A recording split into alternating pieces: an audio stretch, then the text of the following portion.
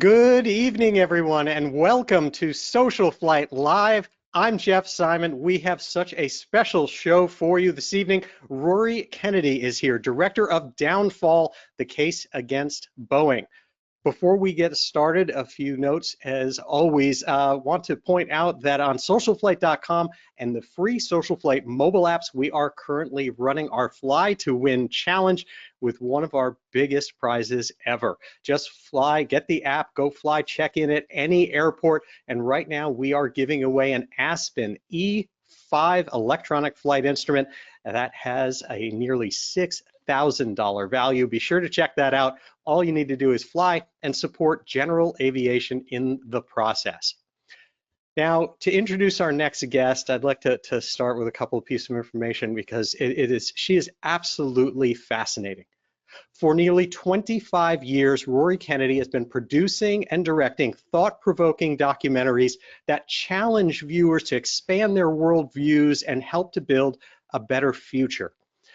As the daughter of Robert Kennedy and niece of John F. Kennedy, Rory comes from a family culture dedicated to social consciousness and action to improve our global community. Her films have brought audiences into the struggles of rural America, tackled the crisis of substance abuse and addiction, and presented an astoundingly personal accounting of the last days of the Vietnam War. Her work has also been inspirational, including her 2018 film, Above and Beyond, NASA's Journey to Tomorrow. Her films have also won numerous awards and honors, earning Rory membership in the Academy of Motion Pictures, Arts, and Sciences. In her most recent documentary, Downfall, the Case Against Boeing, she sheds light on the tragic story of the Boeing 737 MAX and the corporate environment that ultimately cost the lives of 246 people. Downfall has been a landmark success, landing it in the top 10 films of any kind on Netflix. Please help me welcome, as I bring her here onto SocialFlight Live, Rory Kennedy. Nice to be here with you, Jeff. Thank you for that lovely introduction. Well, thank you so much for joining us here on SocialFlight Live, and a very sincere thank you for all of the work that you do. I am on a tear through all of your kind of binge watching all of your earlier documentaries, and every one is really just another look into just a different aspect of society around the world, and they're really amazing. Thank you. Thank you for tuning in. I appreciate that. So I'd like to start with a little background on you to help viewers understand this, because your film history and being motivated to dedicate your life to telling these stories and to having this social consciousness, I believe goes back into the 1990s. And I'd like viewers to understand kind of where you're coming from and what your background is that brought you into filmmaking as your medium, and then also that kind of brings you to where we are today to talk about this film. Yeah, well, I actually just happened into making documentaries. I had never taken a film class in college, but I was compelled to make a documentary coming out of college. I had done a final paper at the university about women and substance abuse and the difficulties that pregnant women had getting drug and alcohol treatment. And at that time, they were incarcerating many pregnant women for delivering drugs to a minor through the umbilical cord or child abuse and neglect. And what I found was that many of these women didn't have any resources, didn't have any treatment programs to go to, that they were denied care over and over again. And so we were creating these policies that was criminalizing these women, but we weren't giving them really any options to do anything and to take healthier steps. So I felt, when I talked to these women, I just felt like their stories were so compelling and people weren't seeing that side. I wasn't reading about it in any article, and I felt like the legislators didn't know it. And I thought, well, I can't bring, you know, their stories to every legislator, but I could bring a camera into the living rooms and document what was happening and bring a film to these legislators and policymakers. So I made my first film, which was called Women of Substance. It was broadcast on PBS stations. I did get to show it to members of Congress, and I just loved the process. I loved meeting the women. I loved making the film. I loved telling the story. I loved seeing the film out in the world and having the impact that it did and the reach. And I have been doing it ever since. Wow. It's funny. It puts this smile on my face as a medium to get a message through. I mean, it does seem like there's this tie-in to your entire family history, because that really tied directly into your uncle John Kennedy's, his grasp of that medium and having changed through using both, film and television and things like that. And so, did some of that inspire you along the way? Well, I think that at least in my direct family lineage, my parents, Robert and Ethel Kennedy, my siblings, of which I have many, I'm the youngest of 11, that storytelling was a pretty significant part of my childhood. And so I think that it probably stems from Irish heritage as well. So I think that kind of trickled into my brain formation. And I think it was a combination of that and then wanting to have impact and reach. And it was sort of at a time where CNN and cable was just sort of starting to take off, and it seemed like there were opportunities to tell stories and to reach audiences at a large scale. So I did a lot of my early work was with HBO, who was, they were fantastic and really wonderful to work with. And, of course, in the last 10 years, we've had the streamers and all sorts of other opportunities present themselves as well. So, it's been a really exciting time to be doing the work that I've been doing. When I started, there were much smaller budgets and, a lot less demand and opportunities, and now they've expanded exponentially. Yeah. Well, and of course, our audience being so focused on aviation and space and that whole part of the world, when you evolved to tackling the subject and moving to the very inspirational film with NASA, that also struck a chord with me, and I loved watching that film. Can you tell me a little bit about that transition? Because that's interesting, because to me it blended the concept of this celebration of air and space and all the accomplishments of NASA with this theme and this undertone of what it means to our world, and again, kind of getting back to social consciousness and things that can better us and protect us in the future. Yeah, I was asked to make that film by the Discovery Channel. It was the 60th anniversary of NASA, and it was really their assignment for me was to look back and celebrate all of the many accomplishments of NASA over the last 60 years. While I was making the film and talking to astronauts, scientists, really accomplished, extraordinary people at NASA, I said, what do you think is, to each of them, what do you think is the most important message here right now for NASA, and what's the most important thing that you all are doing and have done over these many years? And there was a consensus that what NASA has done in its expansion of understanding ourselves and in our universe and beyond, that even though it's outward facing, that ultimately it's really helped us understand our own world. And what each of them said was that, our world is facing jeopardy because of climate change. And that it's not a question of if, it's a question of when. And that we really needed to change the way that we move through the world if we're going to preserve this planet for human life. So, that felt quite urgent and time sensitive. So the film, even though it looks back over these 6 decades, really, I think challenges us. You know, my uncle John F. Kennedy challenged us to get to the moon, and I think the challenge of this film is to protect this Earth that we have been so luckily given.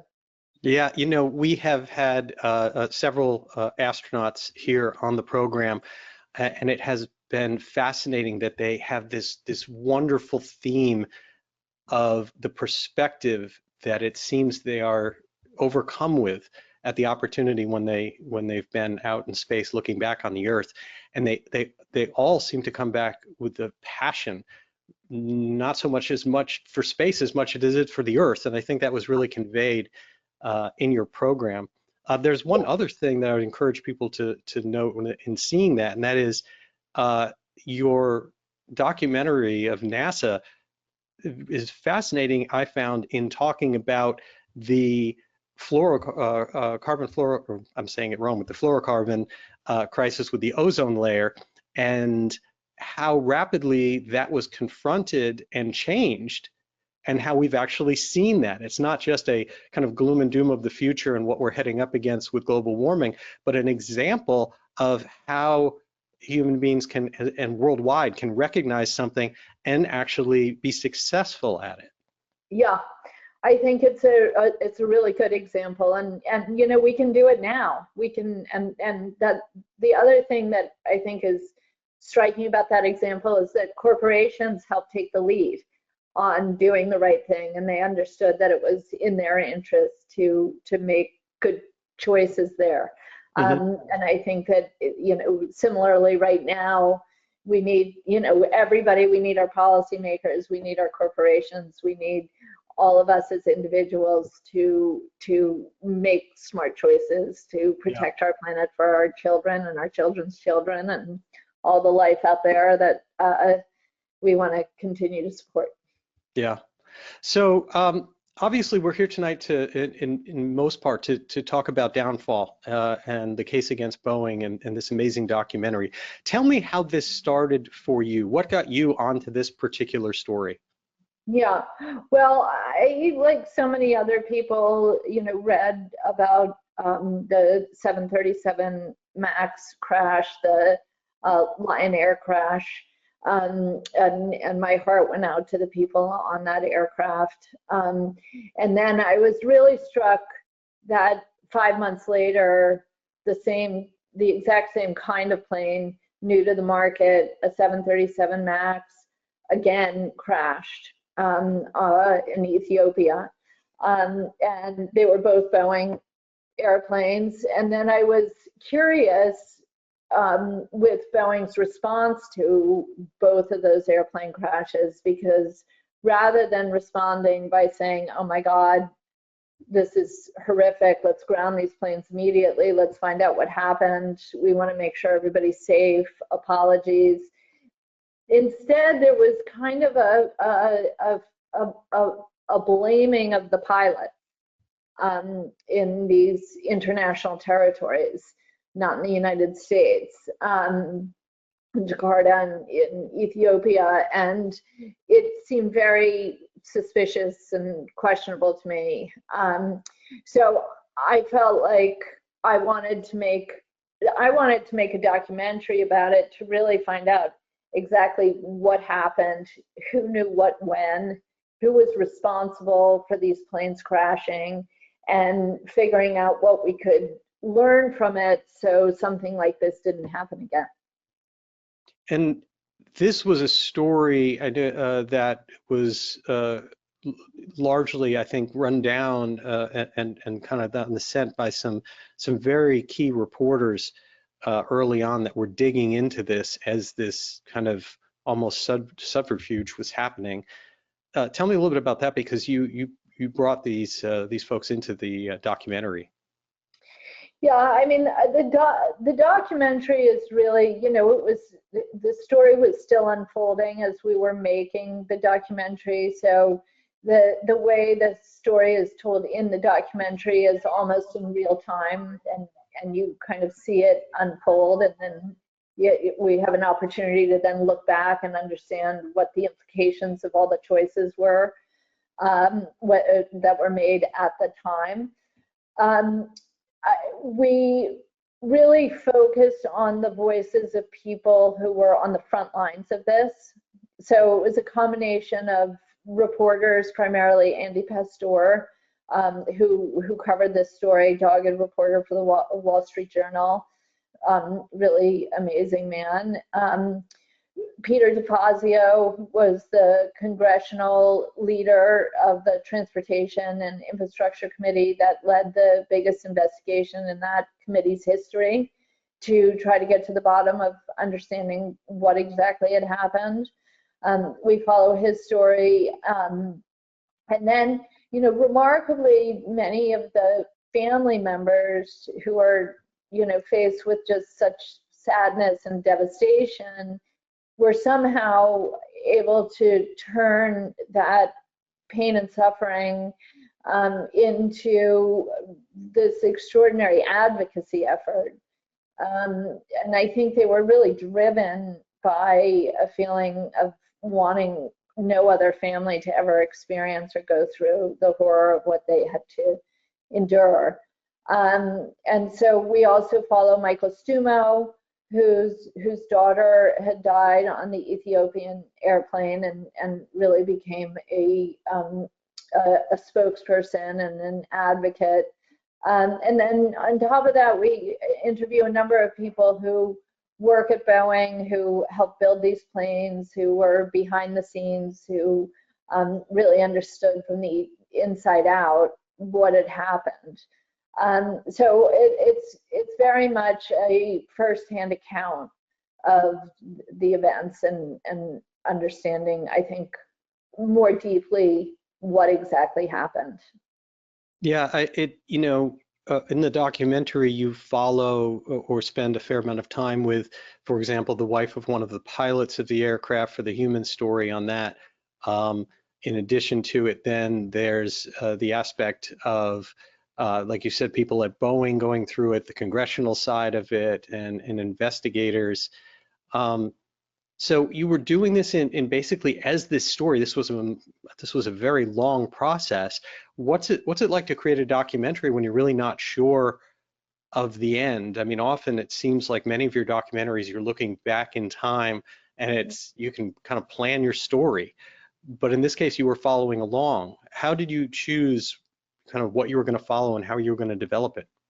Yeah, I mean, a lot of it was on the fly. I mean, we had, you know, a sense of kind of where we were going with the film, but a lot of it was meeting people, talking to them, understanding, you know, where the story kind of pulled us in the making of it. It was a complicated story. You know, I'm not an airline pilot. I'm a documentary filmmaker. So, you know, you really had to kind of understand a number of structural concepts of how the plane was built and why it was built, and, you know, what the MCAS system was and how it impacted the flight, and really get to the bottom of that and, you know, deeply understand it ourselves so that we could then turn it into a story that would be more broadly accessible. And that was important to us. You know, this was a film that we made in partnership with Netflix.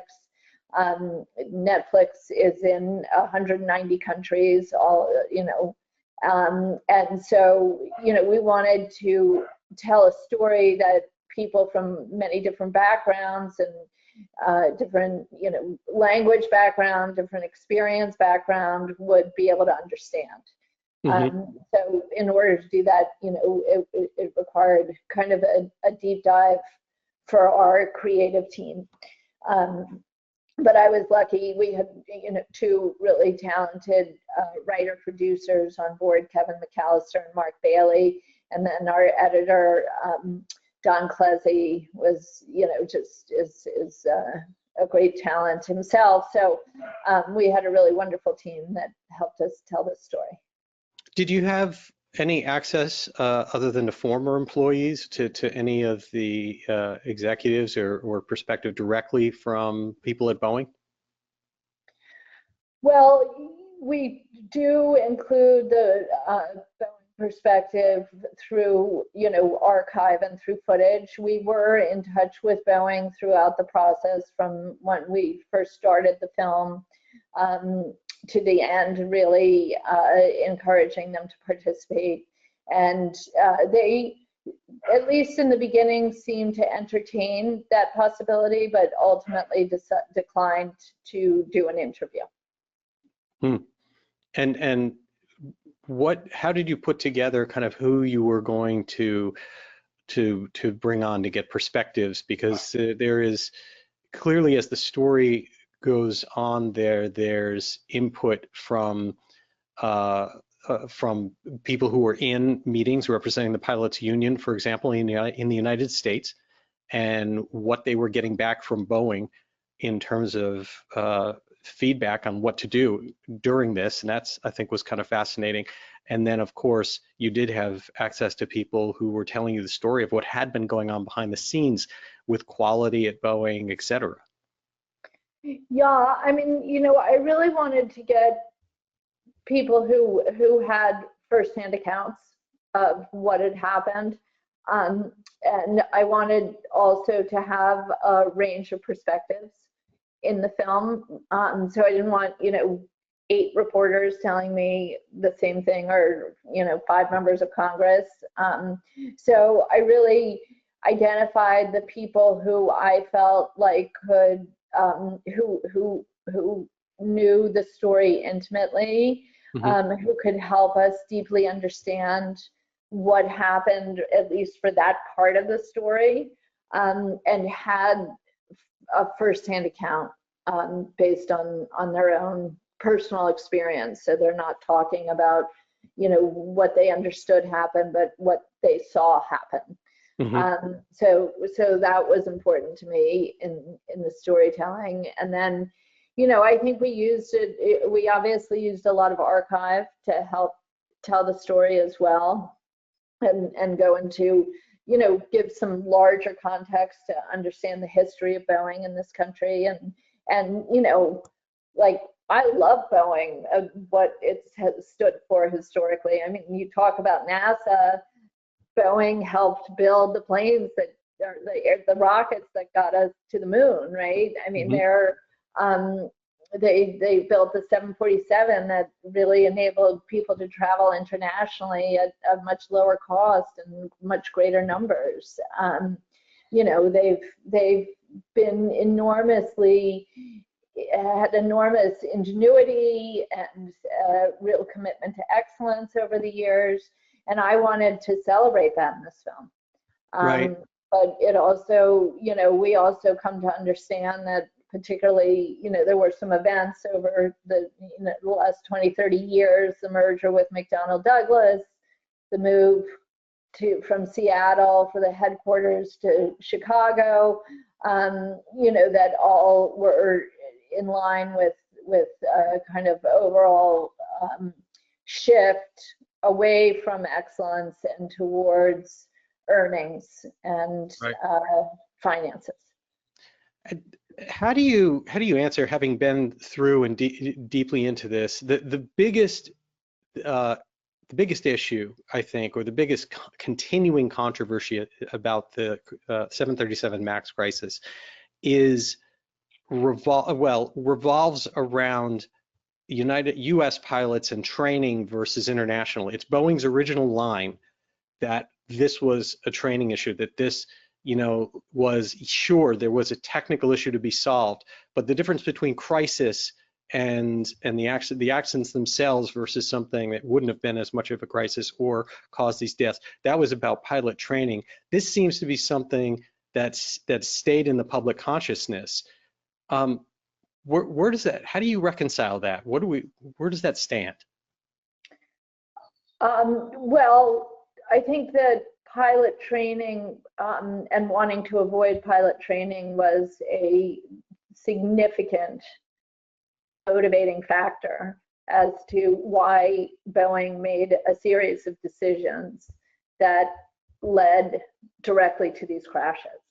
I think it was really the direct costs associated with pilot training in addition to the time that it takes pilots out of aircrafts, and you know, the additional time that it would take to get these planes to the market was a driving factor in many choices that that Boeing ultimately made. You know, from early choices to hide the existence of the MCAS system from the FAA, and we have documentations in the film that, you know, shows that memo from as early as 2013, an internal memo from Boeing that makes it very clear that they were hiding the existence of the MCAS system. And the reason that they were hiding that MCAS system, which is also documented in these memos, was because they wanted to avoid pilot training. There was, under no circumstances were they going to allow for pilot training. It was just going to cost them too much. Of course, it's cost them much more, having not had the pilot training and having had these crashes. But so yes, that I think was a very significant factor. There seems to be, you know, there's many factors I think that have come up about this story in general, and there's the whole focus, of course, on what happened directly at Boeing. There's also a piece of it with their airline customers that were demanding some of those things as well, of not having single type training and all of that, and then also the FAA. How do you feel about the FAA's role in it, or about the airline customers' role in it, in kind of causing the story to kind of get to that point? Yeah, well, I think that it's quite concerning, the role of the FAA. I think that you know, the FAA, unfortunately, there's a lot of concern about a revolving door policy where, you know, Boeing employees become FAA officials, and FAA officials then turn and become Boeing employees. And so having that kind of distance and exclusive incentive to regulate and to make sure that safety and safety precautions are put into place, I think is in those types of dynamics, it can and were compromised. I think also on top of that, there was a specific policy with Boeing, the ODA, I believe it's called, where Boeing was basically able to self-regulate with, I think it was something around 90% of the safety concerns. So, you know, a lot of people kind of align it to the fox guarding the hen house, right? That Boeing was able to self-regulate, and that the FAA really wasn't doing the job of regulating. I think certainly also it was a significant contributing factor to the fact that this MCAS system, you know, this was a system that was put in this plane. The Boeing knew in 2016, and we have an internal memo that's quite shocking in the film, that shows that Boeing knew that if there was a fault in the system, which of course can always happen, that pilots needed to respond under 10 seconds, or the plane would crash and there would be a catastrophic result, which of course I'm sure everybody on watching the show knows means everybody on that plane is going to die. So they knew that pilots needed to respond within 10 seconds and do a series of things that were correct. And this is, meanwhile, when there's a cacophony of alerts going on in the cockpit that are alerting you to different, you know, elements, that some of which are faulty. They're not actually wrong, but you're trying to figure out which one is to pay attention to. If you don't do the exact right thing in those circumstances, everybody in that plane's going to die. Boeing knew that, and they still let that airplane up in the air. you know, without the FAA being aware of what the potential consequence of this was. So, you know, it was just a series of choices really driven by Boeing and profit that really directly led to these crashes. I think it's an important point that you brought up about that particular document, because I think that was one of the most damning things, that their internal analysis said that from the onset of the failure, the pilot had 10 seconds in order to respond. I think that the missing kind of piece that really secures or kind of assures a bad outcome is that there was no training involved. There was no awareness that said, hey, this is what this can happen, and then you need to do this within 10 seconds. It's not that 10 seconds per se in itself is alarming enough as the fact that you're not even told what to do in that case.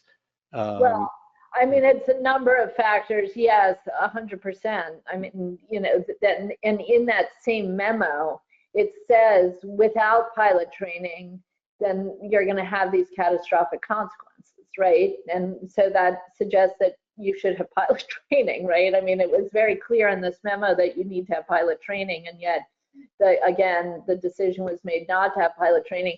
But on top of all of this, you know, on that first plane and up until that first crash, the pilots didn't even know the MCAS system was on the plane. And then when Boeing was asked, well, you can't have a system that can have catastrophic consequence without a backup system. Boeing responded by saying, well, we did have a backup system. And then Congress said, well, what was your backup system? And they said, the pilots. But the pilots didn't know the system was on the plane. I mean, it's nonsensical. And they had no training. They had no knowledge of what to do with it. I mean, it's insane.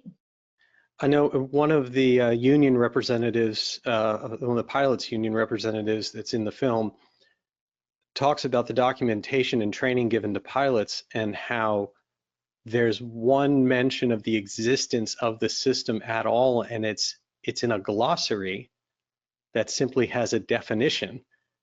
It's nowhere else. There's no understanding that it's existing and that you're fighting something like that. Yeah, well, I think when there was the first, you know, announcement that from Boeing after, you know, the first airplane crash, and they blamed the pilots, and then they sort of kind of buried this memo that, well, actually, there was a default in the MCAS system. And I think the universal response from pilots was, what the heck is this MCAS system? I mean, nobody knew what it was. Right. So, is there any, I mean, you know, we're stuck with that narrative I mentioned earlier, where people still are back and forth on any blame, and it seems that had this failure happened almost coincidentally to you know, to an American, to a pilot of an American air carrier, even if it didn't result in something catastrophic, that I've got to imagine there would be outrage without any dissent, without any controversy at all, even if it was recovered. yeah, I think that many people felt like had this happened on American soil, it would have been a very different response. And, you know, Boeing's reaction to blame the pilots, I think, wouldn't have been tolerated. You know, and I think there was a backlash against that. You know, I mean, they, in the second instance, after it happened, you know, it had already happened with Lion Air, and then it happened with Ethiopian Airlines, and they did it with Ethiopian Airlines. And you know, the people who know airlines know that Ethiopian is a very well-respected airlines who, you know, trains pilots. And in fact, Ethiopia had one of the only, if not the only, and we have to fact check that, but I think it was definitely one of the only training systems for the 737 MAX, a virtual training system. So they were one of the few airlines who actually invested in training their pilots on the 737 MAX. In a MAX specific simulator?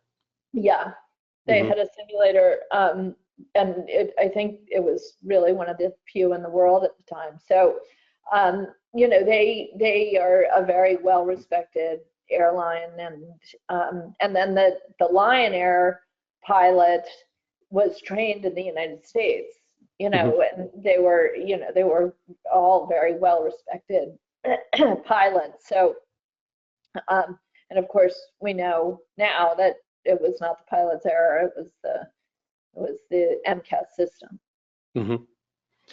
Yeah, it's as pilots, we are always trained that every accident is made up of a chain of events, and that you only need to break one link in that chain to avert the accident, to avert the disaster. And it seems that in this case and in this story, no matter how you start focused in very close, like perhaps what happened specifically on the flight deck, and then you keep panning back out further and further to the events of the corporation, the events further and further out maybe of the government and FAA. There's no link was ever broken. Every single step along the way was something that made this turn into what it did, and it's amazing to me how that's pointed out as you look at the documentary. You get bigger and bigger and bigger, and it just becomes more and more inevitable of what was going to happen here. Yeah, I think when you put all the facts together, and I do think there's something, even for people who followed this story, because it happened and it sort of trickled out here and there over the course of 2.5 years. There's something about condensing it into that 90-minute experience, and you see all the facts piled up one next to the next and broaden it out, as you say, from the very specific what happened in the cockpit, and, looking back all the way through the history over the last 40 years, that you kind of, there's a compelling and quite convincing narrative that is pretty damning in terms of being Boeing. So, and the decisions they made and why they made them, and why they made each of those choices. And then, of course, it kind of makes you question any choices that they made over the last 20 years. So, one of the aspects of that is, as you alluded to earlier, McDonnell Douglas and what happened with the transition of management that changed the culture there. And I found that to be very impactful. And I'd like to hear you talk about that a little bit, because that seemed from a lot of people that were just dyed-in-the-wool, passionate Boeing employees that felt that the company changed at that point, or began a change that almost made something like this inevitable. Yeah, well, it was in the early 90s, and McDonnell, I mean, what many people say is that McDonnell Douglas bought Boeing with Boeing's money. McDonnell Douglas had a lot of financial issues. There had been, challenged with bankruptcy. There was concern that the McDonnell Douglas wasn't going to survive, and somehow they were able to buy Boeing with Boeing's money. They became, the top leadership of McDonnell Douglas ended up very quickly, pretty immediately, running this new company. So it was also curious as to how they got those top positions. And they pretty quickly, and over a period of time, made a series of choices and decisions, again, that seemed to be much more influenced by Wall Street and profits than in innovation and excellence. They had people running the company that weren't engineers, they were Wall Street guys. And they were interested in making money. And so, a lot of the folks who were responsible for safety were let go or devalued. They let go of a lot of employees overall. And one of the guys who worked there said they started running the company like they were making dishwashers. I mean, it wasn't visionary in the way that it had been. There wasn't that commitment to, let's make sure we know where every nut and bolt is and how this plane is built, and go through all the safety precautions. There was a sense of, let's get this plane to market as quickly as possible and make as much money as possible. Was there any aspect in the research and kind of the different people that you interviewed when you were going through this? Were there different perspectives that you had to reconcile here, or was it just a kind of a unanimous story of how things happened? Since, again, it seems like there's a little bit of blame to go around with, whether it be, again, agencies, FAA, customer side pressuring and saying the aircraft had to be like this, meaning the airlines, training, all sorts of other aspects. I mean, it was a pretty kind of ironclad narrative, and the folks we interviewed had a pretty consistent read of things that was in line with what the conclusions were of the congressional investigation, that this was a culture of concealment, that it was, driven by Wall Street, decisions were driven by Wall Street, and that, that led directly to the crashes. Mm-hmm. So I think that conclusion was very much in line with kind of where we ended up with the film, and is consistent with Andy Pastor, the pilots we interviewed, the people who work at Boeing, family members. We didn't seek out people who had the same narrative. We were finding people who knew this story most intimately. Mm-hmm. They all came to the same conclusion, although they were looking at it from different, through different lenses or portals. Right. Within Boeing, in order to make something like this happen, nothing's obviously universal. People, I think, are ultimately good at their core. You're going to have a lot of people, a vast majority of people, working at a company trying and wanting to do the right thing.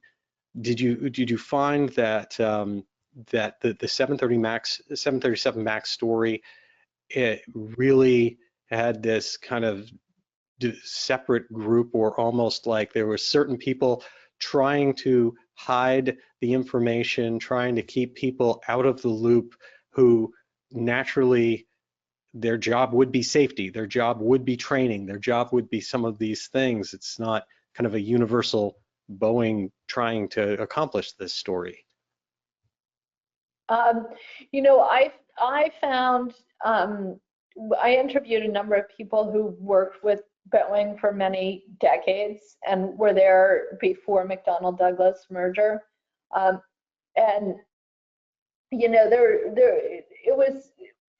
I mean, there's so many deeply sad aspects to this story, but one of them was these employees who had given so much to this company, and to hear from them, and to witness, because you're reading these articles that are documenting how the company is changing and how the culture is changing and how the people, the profile of the people who are working there is changing. So it's like all these corporate people, but it used to be all people who who had engineering and, you know, were pilots and like had that kind of background. And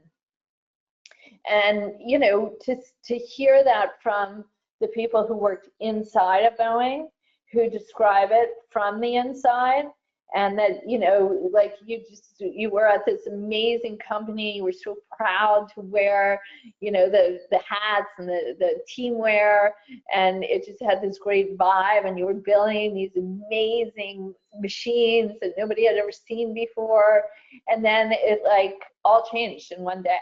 It's like McDonnell Douglas took over, and like the next day, it's just a totally different vibe. And there's a totally different set of parameters and rules, and, you know, people are getting fired and priorities are changed, and you're like, you know, it's sad to see people who committed their life and wanting, you know, and the sense of pride that we all have, so many of us have in the work that we do. So I think that was kind of a dominating feeling. And then, you know, of course, there were people who were working there who were aware of what was going on, and so that's, you know, part of, I mean, that's the Dennis Muhlenbergs and the people running the company, and others who were working under him, who stepped into line with his vision. And, you know, of course, Dennis Muhlenberg, despite having led the company during, you know, through these many decisions, was there when both of the airplanes crashed. You know, he was asked to leave by the board, and he walked away with $62 million in compensation. Wow. So, you know, it's very hard to reconcile that, to have, you know, if you're watching the story, you understand what happened, what they did. And not only has nobody served any prison time, despite, you know, 346 lives being lost, and people being killed, that, you know, the head of the company walks away with $62 million. Yeah. Well, again, you know, it seems that it takes almost a dedicated, relatively small number of people in order to make these types of decisions and this type of a situation happen, because, you know, certainly the people who are training in simulators, the people who are writing manuals for Boeing, the people who are test flying the aircraft, these are, by and large, are not people that are ready to sign on to something to hide the truth and put people's lives at risk. It takes a use the term dedicated group of small group of people to conceal something like this. Yeah. And I think mean, the outrage. I do think there were cases where there were people we talked to who were doing very narrow assignments, and only later understood that what they were doing were contributing to, you know, this system, and an airplane that was ultimately unsafe. So I do think that in certain cases they were there was awareness, and certainly, you know, very high up there was. But I do think there were other people who worked on the plane who didn't really understand and weren't seeing the big picture, and Right. didn't really understand how the decisions they were making ultimately could contribute to these crashes. Well, it seems to me like that is essentially the seed or the essence of what causes that entire accident chain. It starts with perhaps it starts with the need to design the aircraft to be similar. Perhaps it starts with the customer. It starts with all of those things. But to me, the step into the wrong direction is when someone makes that decision to hide a system and to hide information. Because once you hide the information, all the different departments and all the different people that make decisions based on that information ultimately can make the wrong decisions. Right. Without having it. They do their best job possible, but if they Well, don't it's know. very concerning. And, you know, there was, I mean, tell you one other thing that I thought was probably the most shocking thing that I came across and is documented in the film, which was the Tarim report.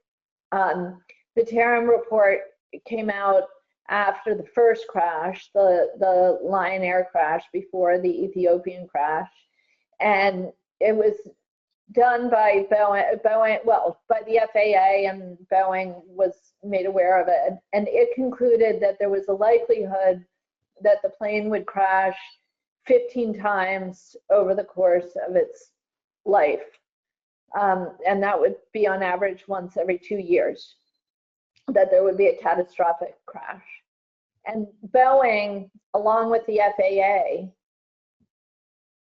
had that Tarim report. They did not make it public, and they made the decision to keep that airplane in the sky in hopes that they could make a fix before the plane crashed again. So they basically were betting people's lives because they didn't want to incur the cost of grounding it and fixing it. They decided to keep it up in the air to fix it before they fixed it. Mm-hmm. And knowing that risk, knowing that it had such a high chance of killing so many people. And I think when you're sitting across from Michael Stumo, whose daughter was on that second plane, and you then know that Boeing knew this and the FAA knew this, and you put your daughter on that plane believing that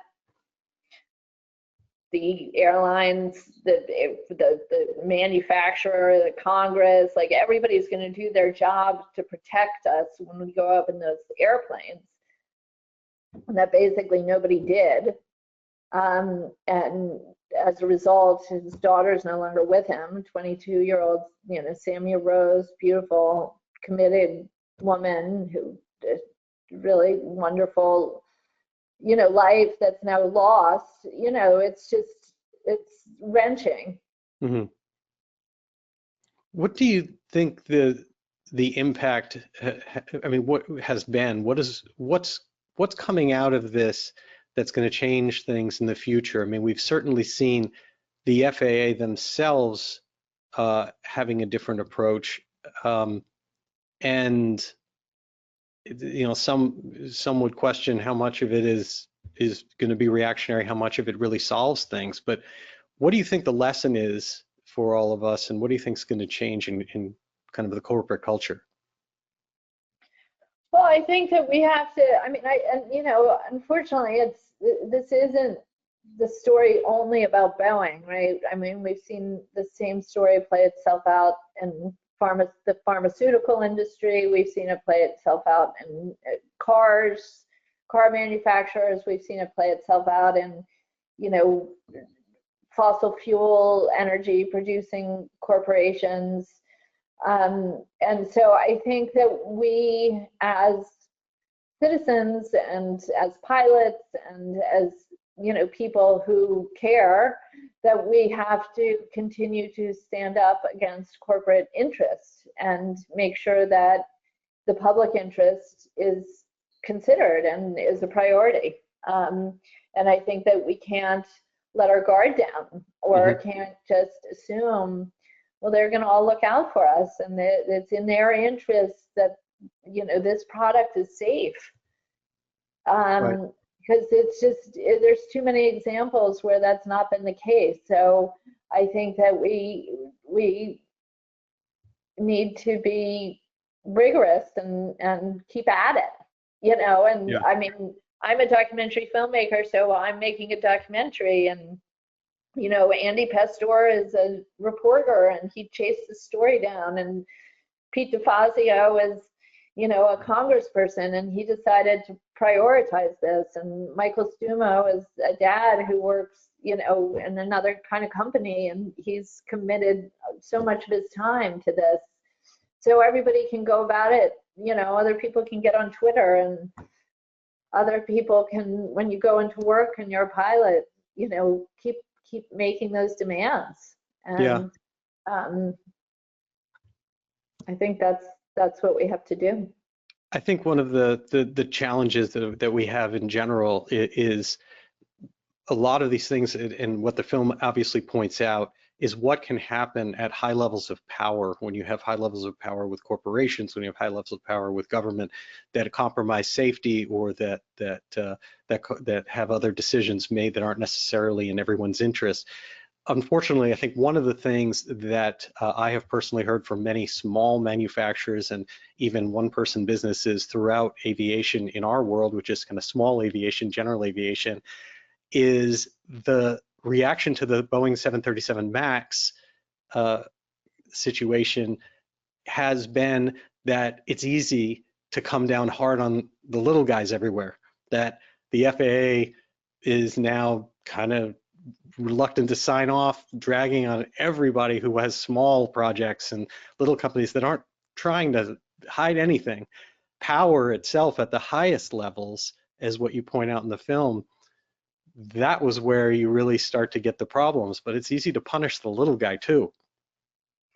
Yeah, and I think that you saw that, play itself out even with the Boeing story itself, where they, the focus has been on Mark Forkner, and I'm not saying that Mark isn't, he made some choices that weren't great, but it's much bigger than Mark Forkner. Like, right. The story isn't about Mark Forkner.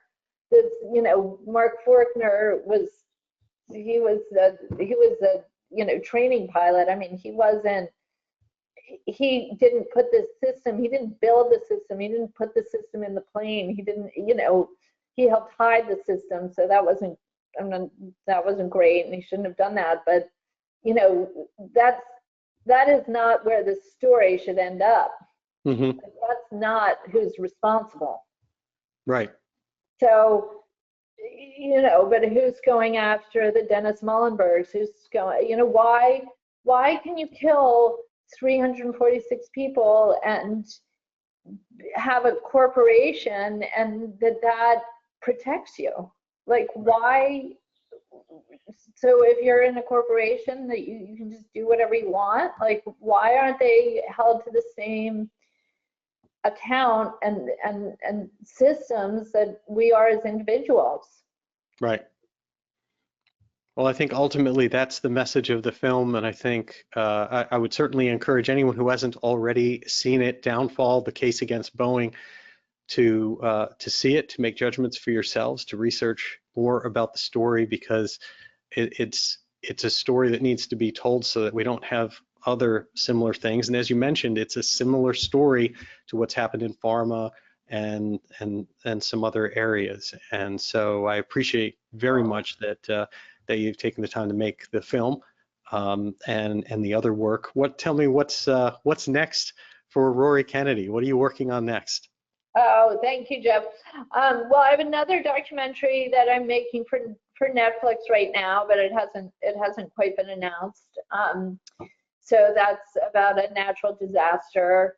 And then I'm doing a film about the global refugee crisis as well. So that's in the works, and have a couple other projects that are starting off, but looking forward to sharing them when they come out. Absolutely. Well, Rory Kennedy, thank you so much for taking time out of your busy schedule to join us here on SocialFlight Live. It's a really a wonderful show, and as again, I would encourage people, don't stop just at Downfall, but also take a look at the NASA film and the Vietnam film and so many other works that you have done. And I really appreciate you joining us here on SocialFlight Live. All right, great to be here with you, Jeff. You take care. Thank you. And to all of you, thank you again for taking time to join us here out of your evening to support General Aviation and get another perspective here on SocialFlight Live. Next week, we will be back on Tuesday, May 24th, 8 p.m.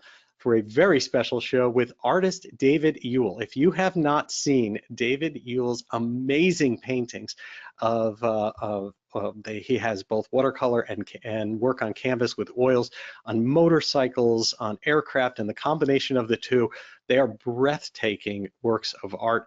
And I'd encourage you to take a look at Ewell Studios before you come to join us here on the show, because this is really going to be special. And his story is absolutely fascinating. In addition to that, on Tuesday, May 31st at 8 p.m., NASA astronaut and award-winning photographer Jay Apt will be joining us.